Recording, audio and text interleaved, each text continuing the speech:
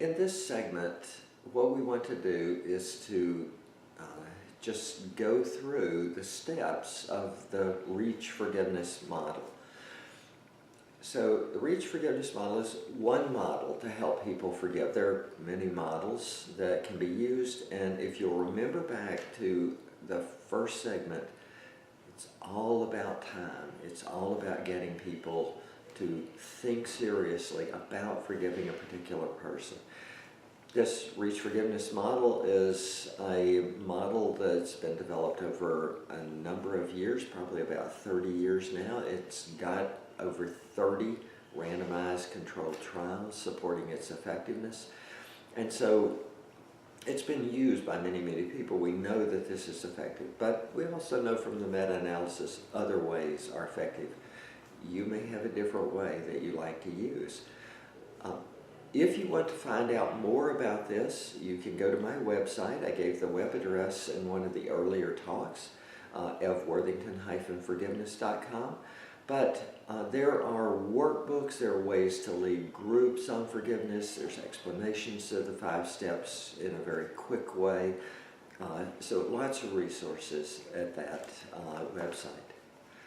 So let's think about how we might work with a couple about forgiveness. They've hurt each other a lot. They've got a lot of festering wounds in their relationship, and they're kind of loaded up. Maybe they have worked on resolving some of the conflicts by now. Maybe they've worked on some of their communication style, but they probably have not dealt with all these past wounds. And so there's a lot of emotion that's associated with that. So as I recommended in an earlier segment, what we want to do is to work with teaching each partner separately on an issue that happened before they even knew each other, if possible. Because that allows the person who's not actively working to learn this method, that allows that person to be supportive. And you might, as a counselor, then encourage them to support. You might refer to them every once in a while, ask them a question, so that they can be actively supportive of their partner. So you're going to teach the partners that they can make a decision to forgive, and that they can make that decision at any time. They don't have to make a decision before they experience emotional forgiveness. They can actually experience emotional forgiveness and then come around and make an explicit decision to forgive. Or they can make a decision to forgive, perhaps because the scriptures teach us that as Christians we're a forgiving people. And Jesus says, forgive us our debts as we forgive our debtors. And then explains that verse, saying that we want to forgive because God will forgive us if we're forgiving of others. So we encourage them to make a decision. I usually will encourage people to make a decision early on. This is a decision about how they intend to behave toward the person. So I'm not going to get even with them. I'm going to treat them as a valuable person. And so I might explain what decisional forgiveness is, invite them to make that decision. If they think, well, I'm not ready for that, then that's okay. So let's work on emotional forgiveness.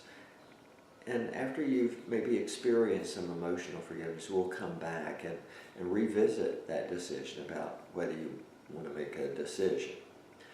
So emotional forgiveness is centered around an acrostic, reach forgiveness, R-E-A-C-H. Each of those stands for the first word or an important word in a step.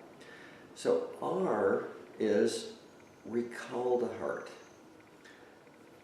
Can't deny that we've been experienced a hurt. We have to recall it, but we don't want to recall it in a way that just keeps rehearsing again and again the bad things that this person did to me, what a jerk this person is, how much I've been damaged, you know. So we want to recall the hurt in a way that's going to help us do something differently and experience different things, and that is experience a little more understanding for the other person. So often the easiest way to approach this is to help people empathize with the other person. So we're going to help them recall the hurt in a way that helps them understand where the person might have been kind of emotionally at the time that they hurt us. If I'm doing an early event in a person's life, you know, I'm going to say, think back to this time, and you know that you've hurt people in the past, and you didn't wake up in the morning and say, today I'm going to ruin a person's life. You got up and you said, I want to help, I'm frustrated in this relationship, I want to help this person, and I'm going to help them, and it turns out however you tried did not work out well. In fact, it worked out poorly. And so we've all had that experience that we've meant well and not carried out our intentions very well. And so think back about, you know, this person. What might they have been thinking? Might they have been thinking something that was a positive intention that just went wrong when they hurt you? So we get them to talk about this.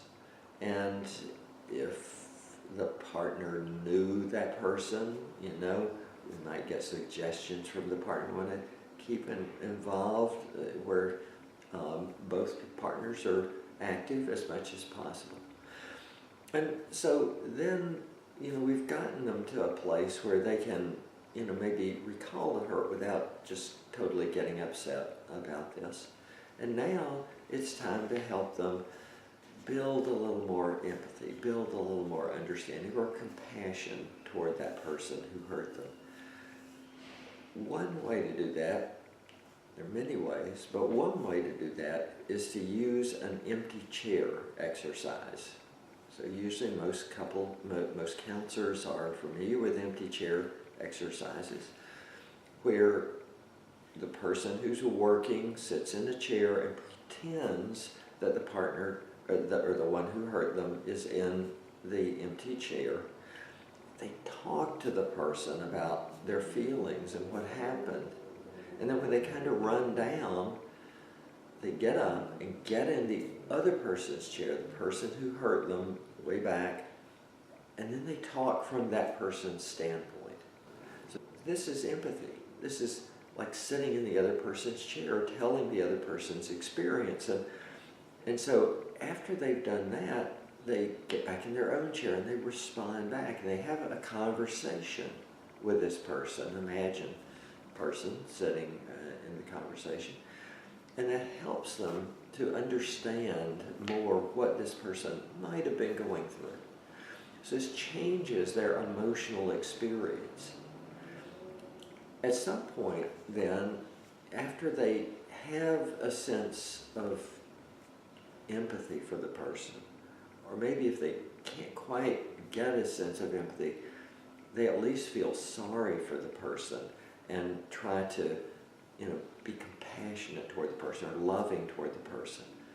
So once they've experienced some emotional change, then the counselor might say, so now maybe you want to give an altruistic gift of forgiveness. They don't deserve forgiveness. They didn't do things to deserve your forgiveness, but you want to give a gift of forgiveness. So can you give that gift of forgiveness to this person who hurt you? This person might say yes, or they might say, well, kinda, you know, I feel better about them. Well, so about how much of the emotion that you started out with, a negative emotion, about how much of that have you been able to give away? They may say, well, yeah, 75%. Oh, okay, so you've experienced about 75% emotional forgiveness. Once a person has made that commitment of like naming the percent of emotion that they've forgiven, that's the C part. So we've had recall the hurt R, empathize so that you can emotionally replace negative with positive. A, give an altruistic gift so that, and then C, commit to the experience that you had. So if I say I've forgiven 75%, that's a commitment I made out loud to myself. And the reason that we encourage people to do that is so that H, they can hold on to that forgiveness whenever they doubt that they've forgiven. And they probably will doubt, because if a person hurts me, it's natural for me to remember that so that I don't get hurt again. It's the way God created us so that we actually remember. We don't forgive and forget. I don't know who made that up, but they were probably brain dead at the time, but we don't forgive and forget. We forgive and remember differently. And so we're going to get them to hold on to that experience. Well, this is the method, the reach forgiveness method. We would teach one person. We would then hopefully do it faster with the second person who's been observing all of this. And then they've both used this method. Now we can get down to those hot issues that, have been hurts for many years. The mother-in-law question or whatever hurts, maybe an infidelity that they seem to forgive, but they have a lot of anger still left. So this is the use of the reach forgiveness method.